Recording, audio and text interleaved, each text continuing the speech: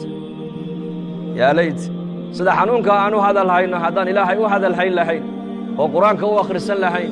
oon istikfaarta u badin lahayn oo ilaahay dikrigiisa u badin lahayn lakaana khayran khayr baan ku sugnaan lahayn man dakaranii fii nafsihi dakartuhu fii nafsi baa ilaahay yidhi xadiis alqudsi addoonka aniga keligii xasuusta baa ilaahay leeyahy keligay baan xasuusan addoonka jamac igu dhex xasuustana jamaca uu igu dhex xasuustay jamac ka khayr badan baan ku dhex xasuusan baa ilaahay yidhi xadiis alqudsi natadaakar intaad wax kale hadal haysid makhluuq intaad hadal haysid waxaad inaad hadal haysa kula qumman oo kuu fiican inaad ilaahay la munaajootid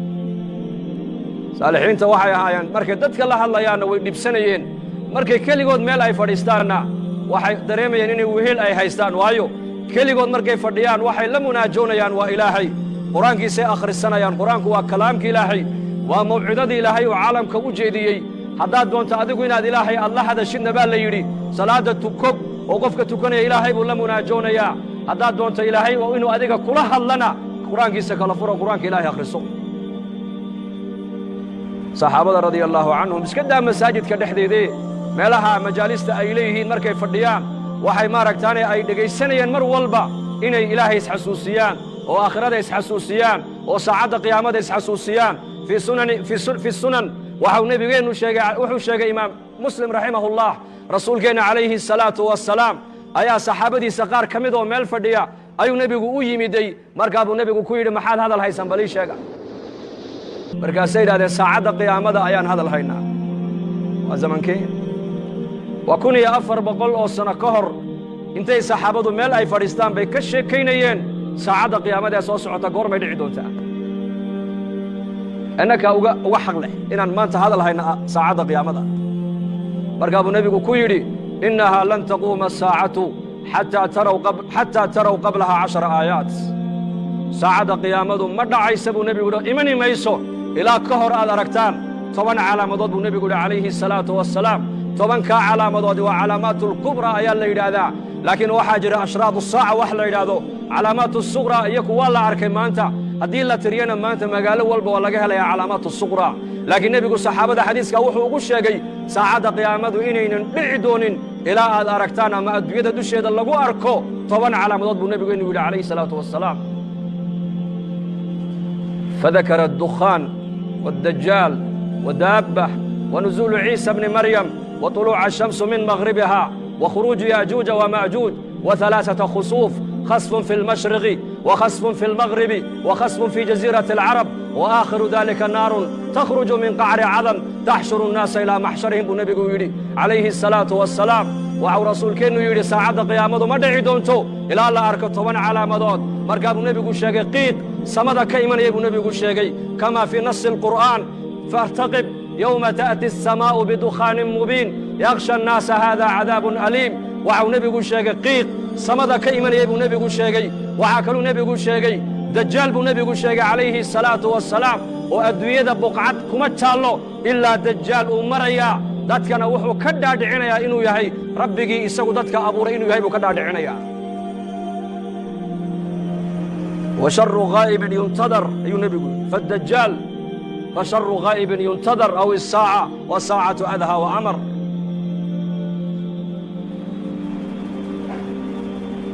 dajaal buu nebigu sheegay inuu imanaya aakhir zamaanka maanta zamankan maanta ka warrama saxaabada rasuulka ridwaanullaahi calayhim ajmaciin axaadiista dajaal ku saabsan markuu nebigu uga warramaayo waxay yidhaahdeen waxaan moodi jirnay sida uu hadalka nebigu quluubtooda u saamaynayey dhirta naga dambaysa inuu dajaal ku jiraan u malaynayna asxaabtu yidhahdeen waa 1400 oo sano ka hor weeyaan waxaas uu nebigu ka warramaayo innagana maanta zamankeenna ka warrama corona virus baa maanta caalamka o dhan wareeriyo la hadal haya xanuun amar ilaahay ku socda oo jundun min junuudillaahi ah oo qofkii ilaahay ugu talagalay mayna qof kale aan ku dhacayn ayaa caalamkao dhan labadii isku timaadda maanta ay ka sheekaysanaysaa saxaabaduna 1400 oo sano ka hor waxay ka sheekaysanayeen dajaal inuu soo socdo markuu nebigu dajaal uga sheekaynayana bay yidhaahdeen waxaan u malaynaynay yaqiinta khabarka nebiga ay u qabaan dhirta naga dambaysa dajaal inuu ku jiraan u malaynayna asxaabtu yidhahdeen dajaal buu nebigu sheegay inuu adduunkao dhan marayo janno iyo naar wax u eg buu wataa waxau nebigu leeyahay calayhi salaatu wasalaam qof walii qofkii isaga rumeeye raacana waxaa jannada u wato ayuu ku tuurayaa dad alliya dadkii isaga inkira yidhahda rabbi ma tihide kaafir dajaala ayaa tahayna naartuu ku tuurayaa markaa buu nebigu leeyahay calayhi salaatu wasalaam 10 aayadood ee suuratulkahf ninkaa akhrista maalintii ilaahay fitnada dajaal waa ka badbaadiyaa buu rasuulku yidhi wa fii riwaayatin 10 ka dambena nebigu waa sheegay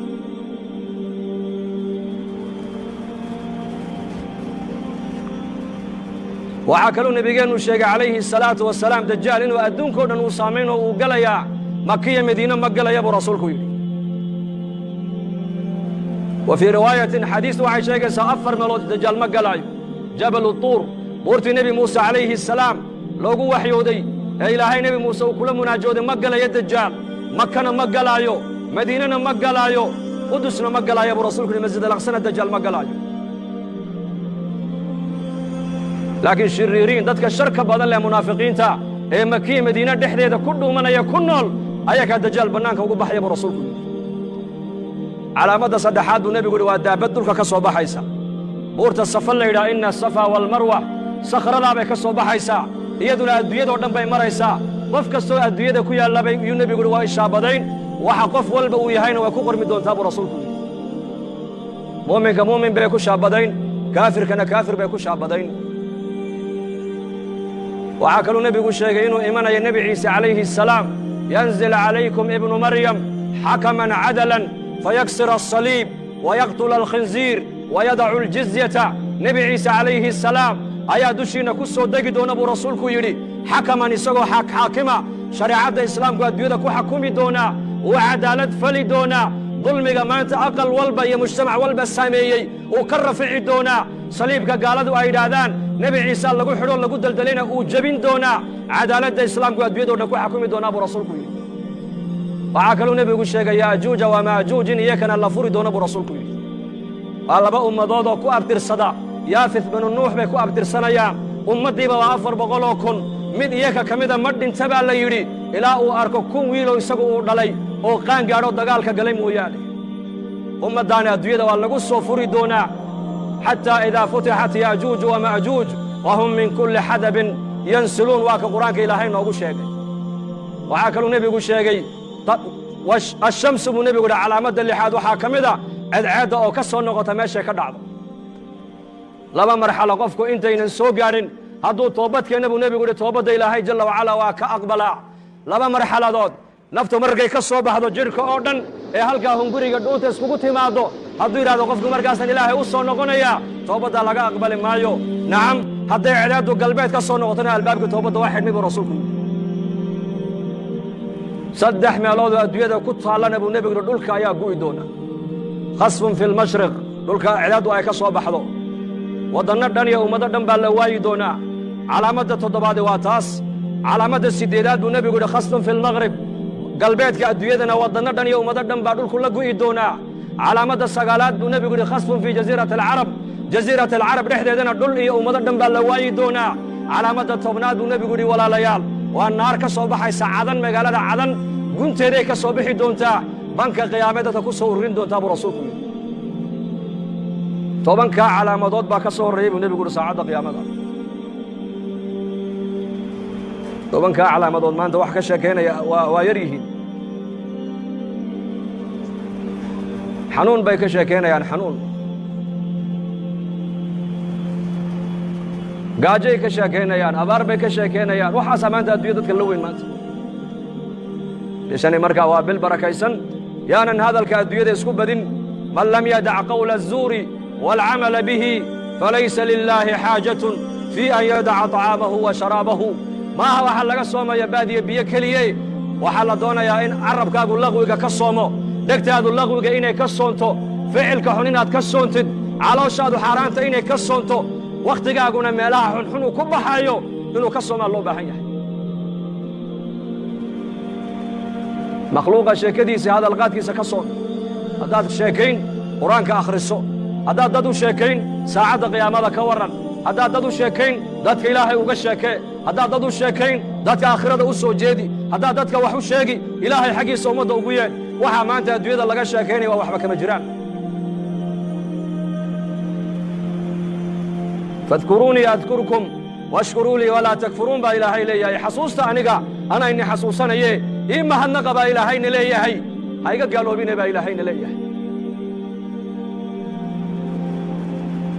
marka bishani waa bil aad u barakaysan dadka muslimiinta waxa la doonayaa fursada inaan ka faa'iideysano waa bil ducada ilaahay aqbalayo balaayooyinka iyo masiibooyinka la sheegayaana dadkeena iyo dalkeena iyo dalalka muslimiinta iyo dadka muslimiinta Allah ka ilaaliyo aamin dhahada dadka dhibta soo gaadhina Allah ka qaado dadkii ku dhintayna Allah u naxariisto dadka u hayana Allah caafimaad sariic Allah siiyo ducada ayaan haysanaa ducaa ud'u Allah wa antum muqinuna bil ijaba bi rasuulkum ilaahay barya buu nabigu leeyahay oo baahidiina ilaahay u sheegta inagoo yaqiinsan oo ku kalsoon ilaahay inuu ducadiina aqbalayo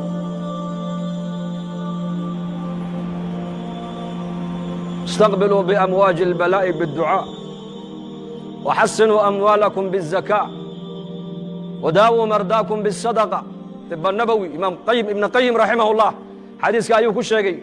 بلايوينك ضبيله أي وضان بو نبي ليهي دعاء قابل دعاء وي وعيسى بلايدا حوله إننا waxaad ku ilaalisaan buu nabigu leeyahay zakada